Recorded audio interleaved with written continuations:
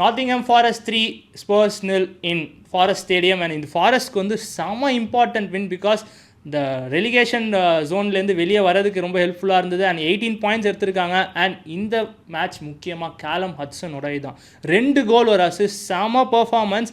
And யூஸ்வலாக நம்ம spruce வந்து சத்தியமாக அவங்கள ப்ரெடிக்டே பண்ண முடியாதுன்னு சொல்லுவோம் பிகாஸ் அவங்க மோசமான ஃபார்மில் இருந்தாங்க. பட் லாஸ்ட் கேம் தான் சாம்பியன்ஸ் லீக்கில் ஒரு மேட்ச் ஜெயிச்சுட்டு வராங்க. அண்ட் ஃபாரஸ்ட் வந்து ரெலிகேஷன் பேட்டிலிங் டீம், கண்டிப்பாக அவே கேம். பட் 3-0 தோக்கிறது வந்து டெஃபினெட்லி அ ஸ்பர்ஸ் பிஹேவியர்.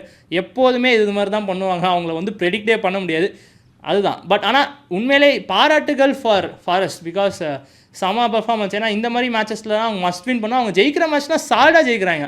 இதே மேட்ச் இந்த மாதிரி தான் லிவர்பூல் போய் ஆன்ஃபீல்டில் போய் ஜெயிச்சாங்க. ஸோ அவங்க டேன்னு வையன் ஃபாரஸ்ட் ஈஸியாக ஜெயிச்சிடறாங்க. அண்ட் இப்ராஹிமா சங்காரையும் மென்ஷன் பண்ணோம், ஒரு கோல் அண்ட் அசிஸ்ட், அதில் ஒரு பேங்கர் வேறு அடிச்சிருப்பார்.